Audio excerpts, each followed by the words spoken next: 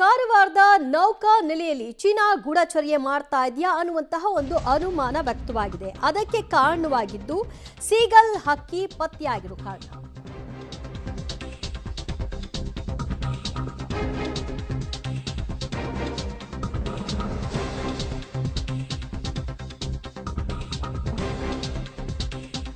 ವಲಸೆ ಬಂದಿರುವಂತಹ seagull ಹಕ್ಕಿಯಲ್ಲಿ GPS tracker ಒಂದು ಪತ್ತೆಯಾಗಿದೆ.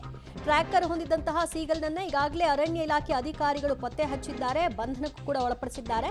ಜಿಪಿಎಸ್ ಟ್ರ್ಯಾಕರ್ನಲ್ಲಿ ಚೈನಾದ ವಿಜ್ಞಾನ ಅಕಾಡೆಮಿಯ ಇಕೋ ಎನ್ವಿರಾನ್ಮೆಂಟ್ ಸೈನ್ಸ್ ಅಂತ ನಮೂದು ಕೂಡ ಆಗಿದೆ. ಹಾಗಾಗಿಯೇ ಒಂದು ಅನುಮಾನಕ್ಕೆ ಇದು ಎಡೆ ಮಾಡಿಕೊಟ್ಟಿದೆ. ಇನ್ನಷ್ಟು ಈ ಬಗ್ಗೆ ತನಿಖೆಯನ್ನ ಕೈಗೊಳ್ಳಲಿಕ್ಕೆ ಮುಂದಾಗಿದ್ದು ಕಾರವಾರ ನಗರ ಠಾಣೆ ವ್ಯಾಪ್ತಿಯಲ್ಲಿ ಘಟನೆ ಸಂಭವಿಸಿದೆ. ನೀವು ನೋಡ್ತಾ ಇದ್ರಿ ಸೀಗಲ್ ಹಕ್ಕಿ.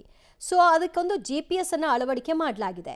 ಇದು ನವೆಂಬರ್ನಲ್ಲೇ ಡಿಟೆಕ್ಟ್ ಮಾಡಲಾಗಿದೆ ಅನ್ನೋದು ಕೂಡ ಪತ್ತೆ ಹಚ್ಚಿದ್ದಾರೆ. ಸೀಗಲ್ ಸಿಕ್ಕ ಪ್ರದೇಶ ನೌಕಾನೆಲೆ ಸ್ಥಳವಿದ್ದು ತನಿಖೆಗೆ ಈಗ ಪೊಲೀಸ್ ಇಲಾಖೆ ಹಾಗೂ ನೌಕಾದಳ ಪೊಲೀಸರು ಮುಂದಾಗಿದ್ದಾರೆ. ಬಂಧಿಸಿರ್ತಕ್ಕಂತಹ ಸೀಗಲನ್ನ ಮರೈನ್ ಅರಣ್ಯ ವಿಭಾಗದ ಕಚೇರಿಗೆ ಈಗ ಶಿಫ್ಟ್ ಮಾಡಲಾಗಿದೆ. ಸೀಗಲ್ ಹಕ್ಕಿಗಳ ಚಲನವಲನ, ಆಹಾರ ಪದ್ಧತಿ ಹಾಗೂ ವಲಸೆ ಸಮೀಕ್ಷೆಗೆ ಟ್ರ್ಯಾಕರ್ ಅನ್ನ ಅಳವಡಿಕೆ ಮಾಡಿರಬಹುದಾದಂತಹ ಅನುಮಾನವನ್ನು ಕೂಡ ಇಲ್ಲಿ ವ್ಯಕ್ತಪಡಿಸಲಾಗ್ತಾ ಇದೆ. GPS ಟ್ರ್ಯಾಕರ್ ಅನ್ನ ಅದು ಹೊಂದಲಾಗಿತ್ತು. ಆ GPS ಟ್ರ್ಯಾಕರ್ನ ಮೇಲೆ ಚೀನಾದ ವಿಜ್ಞಾನ ಅಕಾಡೆಮಿಯ ನಮೂದು ಆಗಿದೆ. ಸೊ ಆ ಕಾರಣದಿಂದಾಗಿ ಚೀನಾ ಗೂಢಚರ್ಯೆ ನಡೆಸ್ತಾ ಇದೆಯಾ ಭಾರತದ ನೌಕಾನೆಲೆಯಲ್ಲಿ ಅನ್ನುವಂತಹ ಸಹಜ ಪ್ರಶ್ನೆಯ ಹಿನ್ನೆಲೆಯಲ್ಲಿ ಈಗ ನೌಕಾನೆಲೆಯ ಪೊಲೀಸರು ಮತ್ತು ಇತರೆ ಸಿಬ್ಬಂದಿಗಳು ಇದರ ಬಗ್ಗೆ ತನಿಖೆಯನ್ನ ಮುಂದುವರಿಸಿದ್ದಾರೆ.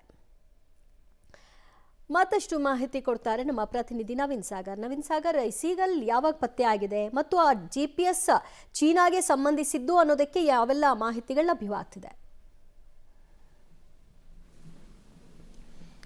ಸೀಗಲ್ ಪತ್ತೆಯಾಗಿರುವಂಥದ್ದು ಕಾರವಾರದ ತಿಮ್ಮಕ್ಕ ಗಾರ್ಡ್ನ ಸುತ್ತಮುತ್ತ ಪ್ರದೇಶದಲ್ಲಿ ನಿನ್ನೆ ದಿನ ಕಂಡಿತ್ತು. ಅದನ್ನು ಇವತ್ತು ಈಗಾಗಲೇ ಅರಣ್ಯ ಇಲಾಖೆ ಸಿಬ್ಬಂದಿಗಳನ್ನು ಹಿಡಿದಿರುವಂಥದ್ದು. GPS ಟ್ರ್ಯಾಕರನ್ನು ಅದರ ದೇಹದ ಮೇಲ್ಭಾಗದಲ್ಲಿ ಅಳವಡಿಸಲಾಗಿತ್ತು. ಅದರಲ್ಲಿ ಚೈನಾದ ಒಂದು ಸಂಸ್ಥೆ ಇದ್ದು ಅನ್ನುವಂಥದ್ದು ಅಕಾಡೆಮಿ ಅವರದ್ದು. ಯಾಕೆಂದರೆ ಪಕ್ಷಿಗಳ ವೀಕ್ಷಣೆ ಮತ್ತು ಅದರ ಚಲನವಲನದ ಬಗ್ಗೆ ಅಧ್ಯಯನ ಮಾಡುವಂಥ ಒಂದು ಸಂಸ್ಥೆಯ ಹೆಸರು ಕೂಡ ಅದರಲ್ಲಿದೆ. ಆ ಸಂಸ್ಥೆಯ ವಿಳಾಸವೂ ಕೂಡ ಇದರಿಂದಾಗಿ ಅರಣ್ಯ ಇಲಾಖೆಯ ಮರೀನ್ ಸೆಕ್ಷನ್ ಅವರು ಅದನ್ನು ಈಗ ಅವ್ರನ್ನ ಸಂಪರ್ಕ ಮಾಡಲಿಕ್ಕೆ ಪ್ರಯತ್ನವನ್ನು ಮಾಡ್ತಾ ಇದ್ದಾರೆ. ಆದರೆ ಸಂಪರ್ಕ ಸಿಕ್ಕಿಲ್ಲ.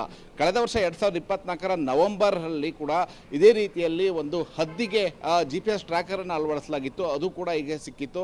ಯಾಕೆಂತಂದರೆ ಕಾರವಾರದ ಕದಂಬ ನೌಕಾನೆಲೆ ಈ ಭಾಗದಲ್ಲಿ ಇರುವಂಥದ್ದು. ಇದೇ ಭಾಗದಲ್ಲಿ ಈಗಾಗಲೇ ಕಳೆದ ವರ್ಷವೂ ಕೂಡ ಒಂದು GPS ಅನ್ನು ಟ್ರ್ಯಾಕರ್ ಅಳವಡಿಸಿರುವಂಥದ್ದು ಮತ್ತು CC ಕ್ಯಾಮ್ರಾ ಕೂಡ ಅಳವಡಿಸಿರುವಂತಹ ಒಂದು ಹದ್ದು ಪತ್ತೆಯಾಗಿತ್ತು. ಅದರ ನಂತರದಲ್ಲಿ ಇದೀಗ ಸಿ ಈಗಲ್ ಪತ್ತೆಯಾಗಿರುವಂಥದ್ದು. ಹಾಗಾಗಿ ಎಲ್ಲೋ ಒಂದು ಕಡೆ ಕದಂಬ ನೌಕಾನೆಲೆಯ ಸುತ್ತಮುತ್ತ ಪ್ರದೇಶಗಳ ಒಂದು ಬೇಹುಗಾರಿಕೆ ನಡೀತಿದಂಥ ಅನುಮಾನಗಳು ವ್ಯಕ್ತವಾಗಿರುವಂಥದ್ದು. ಹೀಗಾಗಿ ಕಾರವಾರ ನಗರದ ಪೊಲೀಸರು ಮತ್ತು ಕದಂಬ ನೌಕಾನೆಲೆಯ ಪೊಲೀಸರು ಇದ್ರ ಬಗ್ಗೆ ತನಿಖೆಯನ್ನು ಕೈಗೊಂಡಿರೋದಂಥದ್ದು.